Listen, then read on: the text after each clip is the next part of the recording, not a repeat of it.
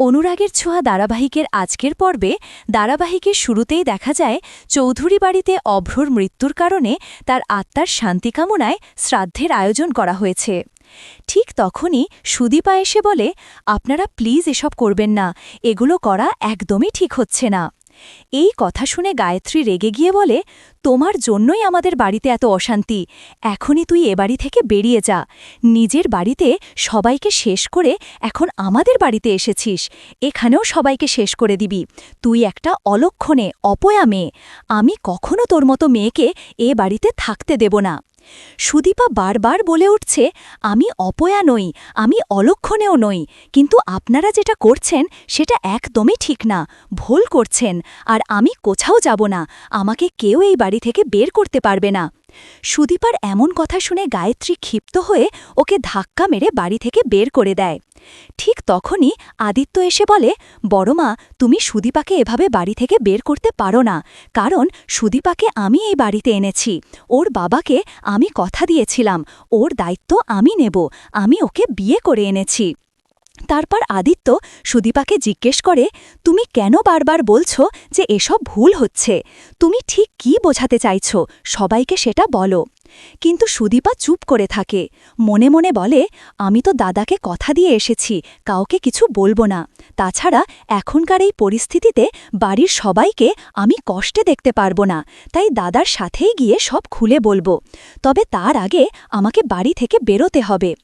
এরপর কিছুক্ষণ চুপ থেকে কাউকে কিছু না বলেই ব্যাগ নিয়ে বাড়ি থেকে বেরিয়ে যায় সুদীপা। এদিকে আদিত্য বড়মাকে বলে, আমি সুদীপাকে একা ছেড়ে যেতে পারি না, কারণ ও আমার দায়িত্ব, আর সেই দায়িত্ব আমি ঠিকমতো পালন করব। এটা বলেই আদিত্য বাড়ি থেকে বেরিয়ে যায়। পরবর্তী দৃশ্যে দেখা যায় সুদীপা বাড়ি থেকে বেরিয়ে রাস্তায় হাঁটছে। তখন আরতি পিসি বলে, দিদিমণি, তুমি সবাইকে সবটা বলে দিলে না কেন, বললেই তো তারা তোমাকে এভাবে অপমান করত না, তোমাকে বাড়ি থেকে বের হতে হতো না। সুদীপা উত্তর দেয়, পিসি, আমি দাদাকে কথা দিয়েছিলাম, তাই কাউকে কিছু বলতে পারিনি, তবে এখন আমি দাদার কাছে গিয়ে সব খুলে বলবো, এভাবে জলজন্ত বেঁচে থাকা একজন মানুষের শ্রাদ্ধ হতে পারে না। তারপর সুদীপা ও আরতি পিসি অটো করে হসপিটালের দিকে রওনা দেয়, যেখানে অভ্রবর্তী ছিল। এদিকে আদিত্য গাড়ি নিয়ে সুদীপার পিছনে পিছনে হসপিটালে পৌঁছে যায়। পরের দৃশ্যে দেখা যায় অসুস্থ অভ্র হাসপাতালের বেডে শুয়ে পরমার কথাগুলো মনে করে কাঁদছে। সে বলে, আমি আর কখনো তাদের সামনে ফিরে যাব না। ঠিক তখনই সুদীপা ও আরতি পিসি সেখানে পৌঁছায়। অভ্র সুদীপাকে দেখে বলে, বন্ধু, তুই কাঁদছিস কেন, তোকে এমন দেখাচ্ছে কেন, কি হয়েছে, তুই এখানে কেন? সুদীপা চুপ করে দাঁড়িয়ে থাকে। তখন আরতি বলে, সুদীপাকে ওই বাড়ি থেকে অপয়া অলক্ষণে বলে বের করে দিয়েছে। এটা শুনে অবাক হয়ে যায়। সুদীপা বলে, দাদা, তোমাকে ওই বাড়িতে ফিরতেই হবে, তোমার মা তোমার জন্য প্রাণপণে কান্নাকাটি করছে, বাড়ির সবাই আর পরমা অনেক কষ্ট পাচ্ছে, আমি সেটা কখনো হতে দিতে পারি না, তোমাকে বাড়ি ফিরতেই হবে। অভ্র তখন বলে, কিন্তু বোন, তোকে কেন ওই বাড়ি থেকে বের করে দিল? ঠিক তখনই আদিত্য এসে বলে, সুদীপা চৌধুরী বাড়ির বউ, আমি ওকে বিয়ে করেছি, সুদীপা আমার স্ত্রী। আদিত্যের এমন কথা শুনে অভ্র অবাক হয়ে হেসে বলে, ভাই, তুই এখানে?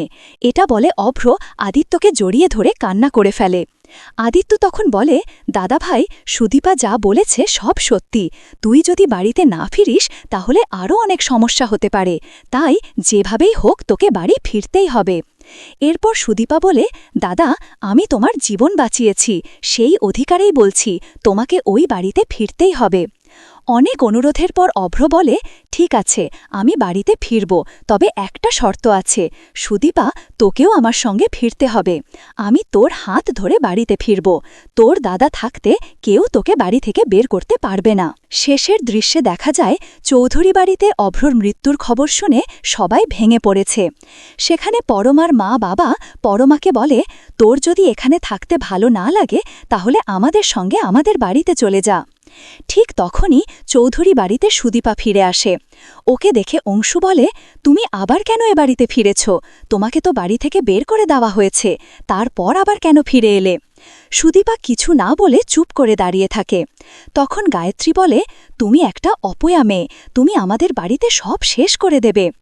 গায়ত্রীর মুখে অপয়া শব্দটা শুনে সুদীপা দৃঢ়ভাবে বলে, আমি অপয়া নই। এই ছিল অনুরাগের ছোঁয়া ধারাবাহিকের আজকের পর্বের আপডেট। ভিডিওটি ভালো লাগলে চ্যানেলটি সাবস্ক্রাইব করে পাশে থাকা বেল আইকনটি অন করে দিন এবং আপনাদের মূল্যবান কমেন্ট করতে ভুলবেন না। ধন্যবাদ।